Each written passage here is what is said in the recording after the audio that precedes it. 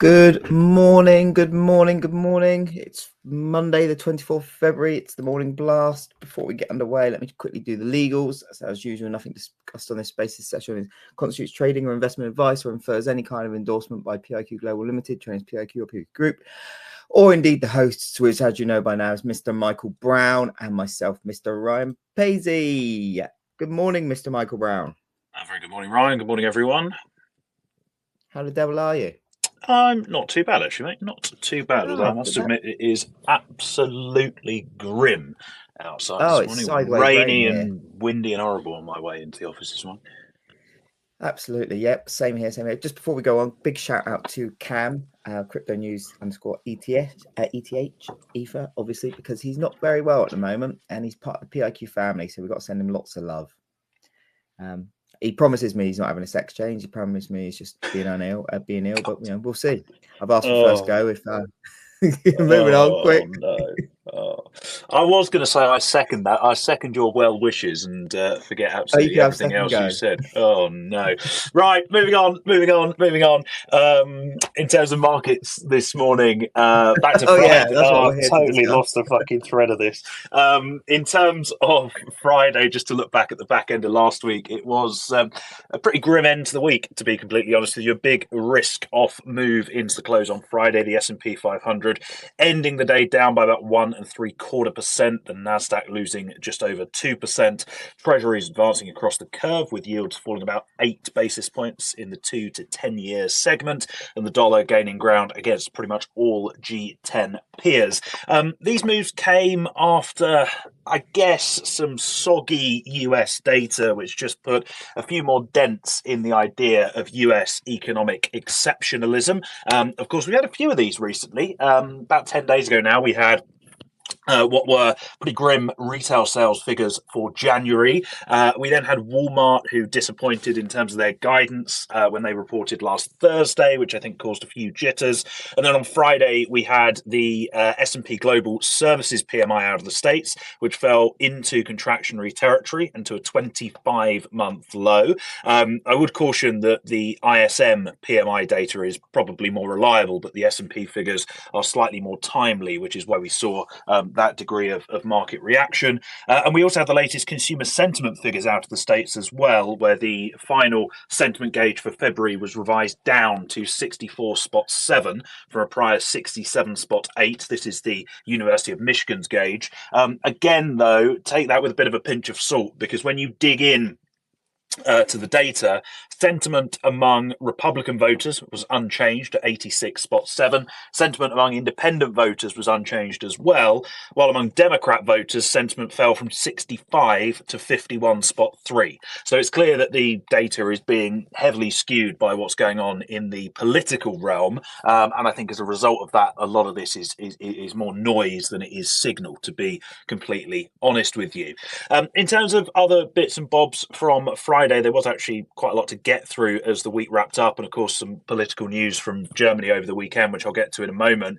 Just to cover off the days that we had out on Friday, PMIs out of the Eurozone a little bit mixed. The manufacturing gauge at 47.3, rising to a 9-month high, but the services gauge at 50.7, falling to a 3-month low. Here in the UK, we had almost the opposite of that, with the manufacturing PMI falling to 46.4, which is a 14-month low, with the services gauge rising to 51.1, which is a 2-month high. Overall, when you kind of net all of that off, it means that the overall pace of expansion remains relatively sluggish on both sides of the channel. In terms of headlines and other bits and bobs from Friday over the weekend, firstly, just to start with those German election results, of course, Germany went to the polls on Sunday. Exit polling and projections and preliminary results are very much in line with market expectations, with the CDU, CSU, the union as they are known, winning about 29% of the vote. The AfD coming in second, the SPD coming in third with 16%. The nub of all of this is that it looks highly likely that the CDU and the SPD are going to be able to form a so-called grand coalition of just those two parties, which would make things considerably more straightforward compared to how market participants have been a little bit concerned that there may be 3 or even 4 parties involved in this coalition. That doesn't seem like it will be the case. The one thing I would flag, though, just before getting on to the other issue at stake, is that despite the fact that we're going to end up with this, or likely to end up with this grand coalition, they will still have a relatively narrow majority in the Bundestag. And it's also worth noting that the election results were the CDU's second worst ever, and they were the SPD's worst result since World War II. So it's not exactly a resounding success for either party, No. even though they are going to end up in government. The CDU's Friedrich Merz, who will be the next German Chancellor, he said, I want to form a government ASAP. And I want to form a government by Easter, which is 55 days away. Clearly, the word quick means something different in German than it does in the rest of the world. I would say that this is quick compared to previous coalitions, which have taken months to be formed. The only problem that Germany has is the world could be an incredibly different place in 55 days' time. So they really don't have any time to hang about. Just on this as well. Go on. So just on this as well, it's just worth noting that because the AfD, which is labelled as the far right wing German politics, just because they've scored so highly, and Germany's left also scored well. Are you going to talk about the debt break? Yeah. Or is that what you're going to come on Yes. to? Okay, go on. You take it. Well, you've basically covered it off. Basically, because there is essentially what you would call a blocking minority. So, for context, you need 2/3 of members of the German lower house in order to vote through any reform to the debt break. As Ryan rightly said, the AfD scored about 20, just shy of 20%, and the left scored about 9%, which means that there is that minority which will probably prevent any significant reform to the debt break. And I think that might be why we've seen Bunds pare some of the losses that we saw at the Open, and also why we've seen the Euro pare some of its overnight gains. We were briefly trading north of 105, and we're now pretty much back down to 104.80-ish, which is pretty much where we opened up last night, to be honest. Yeah, I think the left would, I think the left could be persuaded, from what I've read, to make changes to or loosening or remove the debt break, but the AfD kind of said nah. Yeah, it's just not going to be quite as straightforward as folk had hoped. Yeah, I think. exactly that. Look, I get their political system. It's good to have multiple parties and stuff, but I think it's country we've seen recently on a number of occasions that countries with multiple parties, well, like more than 2 or 3, when the votes are spread quite evenly, it just becomes an absolute clusterfuck to get anything done. Yes, that is very eloquently put, Ryan. Political term for you. Indeed. Right, moving away from the political stuff for a moment, a few bits and bobs in the tech space. Apple, they plan to, I have no idea what this means, but I'm going to read it out anyway. They plan to replace Qualcomm modems in the rest of their iPhones with Apple modems instead. Apparently, they've been quietly working on this plan. Basically, Apple, for every Qualcomm modem that they use, they have to pay a patent fee to Qualcomm, and they don't want to have that expense. So that's why they are looking on switching over to their own tech. Also on Apple, this caused a whole load of outrage on the internet over the weekend. They have pulled one of their end-to-end encryption features here in the UK. There was something called advanced data protection, which was optional, and I'd wager most people who are moaning about it probably didn't even have it turned on, which basically meant that iCloud backups were encrypted end-to-end. The government said to Apple, we want you to build a backdoor so that governments across the globe can look into their customer data. Apple said, absolutely not. The only way we can comply with what you want is to remove this feature. So that's what they've done. Moving back to the United States, and sticking in the tech space, actually, Trump is again looking at more tariffs. This time, he is asking the US Trade Representative to look at digital taxes. Of course, this is something that the EU have gone hard on recently, taxing firms that are doing business online primarily. Trump is obviously being I would imagine, lobbied by all his mates who are now big tech CEOs to say, can you somehow get them to soften their stance on that? And of course, tariffs is the way he wants to do that. Trump was also chatting away on Friday night after the market closed.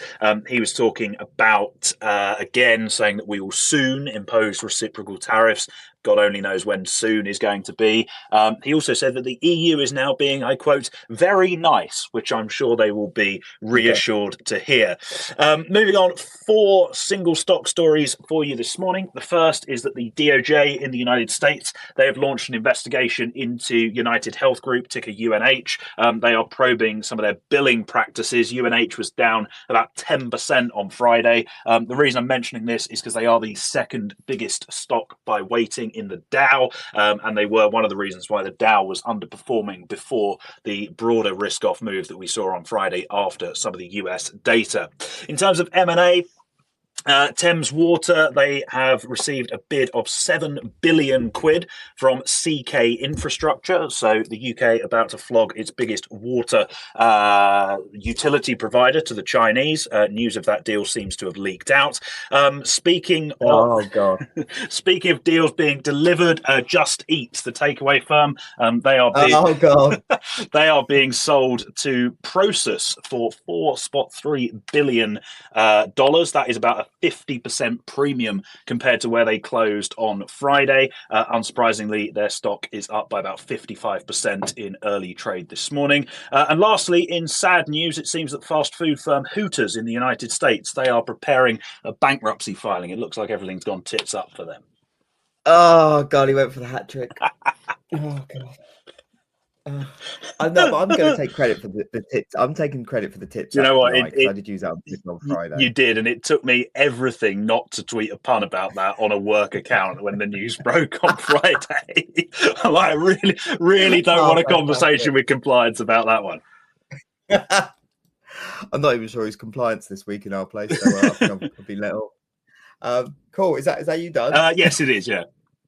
Ending on a hat trick. I like it. Well, thank you very much, Mr. Mike Brown. Obviously, for those who are aware, last week, Zach has taken another holiday, so no overnight news roundup. So I've scoured the prominent news headlines off of a Newswalk's daily update, which I have put up in the Jumbotron because it's an incredibly... Hang on, I think I did. One sec. No, I didn't. I'll put it up in a second. Incredibly good read. Do check out Newswalk. Obviously, you can access their stuff via PIQ Suite as well. Firstly, just some European movers. This was as of about 15 minutes ago. So Rheinmetall, the German defense name, up 2.6%. BMW up 2%. Volkswagen up 1.7%. National Grid in the UK up 0.9%. And Prosus down 6.1%. We'll just look at some headlines now. So starting off. APAC stocks began the week mixed after last Friday's sell-off on Wall Street amid the quality quietened trade, with Japanese markets closed for the Emperor's birthday, while participants also reflected on the result from the Sunday's German election. US President Trump said on Friday spoke to Xi on fentanyl, and Trump's team is reported. Sorry, hang on. Mexico. Was he on it at the time, or was he just speaking about it? Sorry, yeah, we'll need to reword that slightly. Trump's team is reportedly pushing Mexico towards tariffs on Chinese imports. That's according to Bloomberg. Excuse the seagull that seems to be shouting on my roof. Zelensky said that the issue of elections is a step to apply pressure on Ukraine, and that he is willing to quit the presidency if it means peace in Ukraine, which he could exchange for NATO membership. So TLDR, he'll give up presidency if Ukraine gets NATO. Tariffs and trade, just further to what Michael has already discussed. The President Trump team said on Friday that the US will establish new rules to stop US firms from investing in industries that advance China's national military civil fusion strategy, and will establish rules to stop China affiliated people from buying critical US business and assets. Farmland has been a key point that's been getting a lot of media attention on that front, as in Chinese entities buying tons of acres and acres of US farmland. US House Chair Jordan criticized EU tech firms and European taxes on US companies, and wants the European Commission to brief the Judiciary Committee up by March the 10th, and called for EU antitrust chief Ribera to classify rules reigning in big tech. As Michael noted, that is kind of one of the the big battles going on at the moment is the EU versus US big tech, basically. German election. Obviously, that's already been covered from Michael, so I'll skip over that. US President Trump said he thinks the US is pretty close to a minerals deal with Ukraine, and they're asking for rare earths, oil, and anything they can get from Ukraine to recoup the money US put into Ukraine. Just further to this, obviously, there's been a lot of pushback from Zelensky on this. He's also been coming out and saying, look, the money we got via Biden to begin with was always classed as a grant, not debt. But on this as well, we've had the Russians come out and said, look, if this is a path we want to go down, there's potential that we would give US access to the rare earths that are in the Russia-controlled areas of Ukraine once the war settles down. So something to keep an eye on. It's going to be a lot backwards and forwards on this stuff. Commodities, crude futures trade marginally lower after reports over the weekend that Iraqi Kurdistan authorities agreed with the federal oil ministry to restart Kurdish crude exports based on available volumes, while Iraq's oil minister announced that all procedures for exporting oil through Turkey pipeline had been completed. However, the downside in oil was limited, with losses stemmed by a weaker dollar. Spot gold was indecisive, or is indecisive, in the absence of any pertinent catalysts following the choppy performance seen late last week. Some notable APAC headlines. China is further to deepen rural reforms and advance rural revitalization. Will monitor and regulate pig production. And believe it or not, for those not aware, that's a huge industry in China, to promote steady growth, and will consolidate the results of soybean expansion, soybean being a big feed for pigs. China is to improve and the reward and subsidy system, for grain producing areas, increase support for large grain producing counties. Furthermore, China will support development of smart agriculture and expand application scenarios of technologies. So basically trying to bring the whole grain industry in China into the 21st century. So that's one for the grain market boys to look, well, and girls to keep an eye on. Chinese state-backed developers are beginning to buy land at a premium again after the government eased limits on home prices, as the number of land parcels that sold for at least 20% above asking price accounted for 37% of deals this year versus 14% for last year. What else we got? A report on Friday stated that a new coronavirus with pandemic potential was discovered in China. Oh, here we good. go again. Yeah, joy, and I'm kind of suffering at the moment, so I'm hoping it's not that. I don't know if anyone I know has been to China recently. UK and India relaunched trade talks in bid to boost investment opportunities. Some geopolitical news to finish us off. Israeli tanks have been sent into the West Bank and told troops to prepare for an extended stay, according to Reuters. Sticking with Israel, the PM Netanyahu's office said the release of Palestinian prisoners planned for Saturday was delayed until the release of the next hostages is secured, with the delay due to Hamas's repeated violations. And finally, a couple of headlines from Russia, Ukraine. Ukraine Zelensky. No, that one's just a repeat of before. Ignore that. No, that's it. Done. Right. Thank you, Ryan. Sorry about that. That's all right. Clearly, we need Zach back.